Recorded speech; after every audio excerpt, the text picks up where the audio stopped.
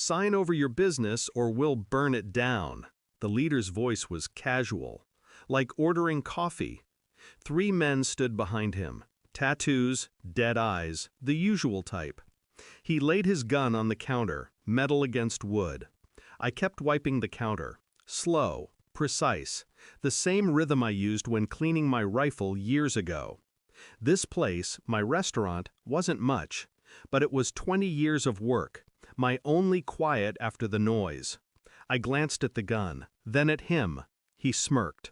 "You deaf, old man?" Old man. I'd heard that before, from recruits who never came home. "I spent 18 years as a Marine Scout sniper," I said softly. "I know 93 pressure points that'll drop you dead without a sound." They laughed. Always the same. People laugh before they understand what kind of man they're standing in front of.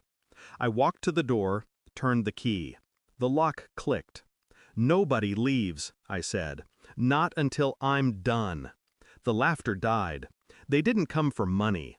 They came because someone sent them. My ex-partner, Daniel. We built this place together, 2 vets trying to make something decent. But he gambled, lied, sold his share behind my back. A month ago, he vanished, said he needed space. I found out later he'd been selling our supplier lists to a local gang, the same one now standing in front of me. I remember the last time we spoke. He said, "You'll never see it coming."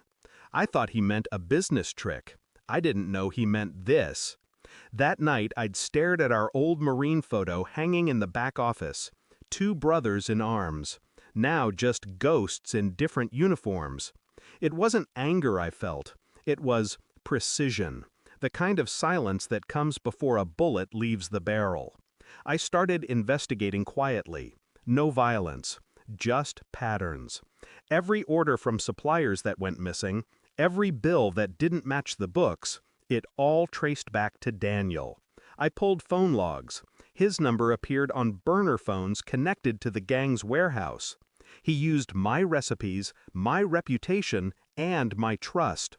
Sold it all for pocket change. Still, I said nothing. I waited.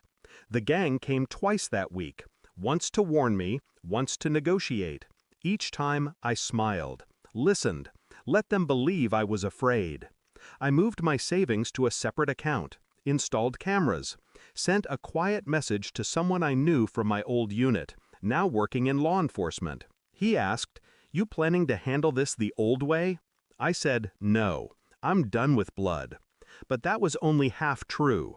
2 nights later, I got the call. My contact had the footage. Daniel in a bar, laughing with the same gang leader now standing in my restaurant. I watched the video alone. The sound was poor, but I caught one line. "He's soft now," Daniel said. "He won't fight back." That's when the calm settled in. That deadly, deliberate calm I hadn't felt since Kandahar. The next morning I called Daniel, told him to come by, said I wanted to make peace. He showed up late afternoon, wearing that fake smile he always used when he wanted something. He didn't notice the gang's leader and his men already waiting inside, because I'd invited them too. When the last man entered, I locked the door again. The same metallic click. "Gentlemen," I said, "I believe there's been a misunderstanding." Daniel's smile vanished. I placed the footage on the TV screen. Daniel selling me out, mocking me. Nobody spoke. The gang leader turned to him, eyes narrowing. "You said this was clean?" Daniel stammered, It is. He's bluffing."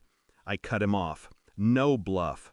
I slid a folder across the table. Copies of bank transfers, supplier invoices, messages. All of it linked back to him. And them.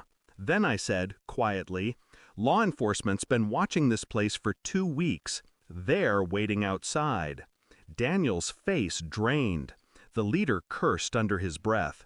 The silence was perfect. Heavy. Final. I didn't move, didn't raise my voice, just looked Daniel in the eye. "You wanted me weak," I said. "You should have remembered who taught you how to aim." A knock hit the door. Sirens followed. I stepped aside and unlocked it. They were all taken away.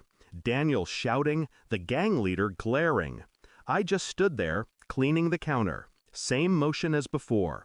The officer I knew nodded at me on his way out. No words, none needed. The restaurant was quiet again. The kind of quiet that feels earned. I turned off the lights, looked once at the photo on the wall. 2 Marines, 20 years younger, thinking they'd never turn on each other. Then I whispered, more to myself than anyone, "You were right, Daniel. I didn't see it coming." Pause. "But you never saw how I finish things." And I walked out, locking the door for the last time. End. Thanks for watching. Don't forget to like, share, and comment. Subscribe now to Cheating Stories Insight World for more amazing stories.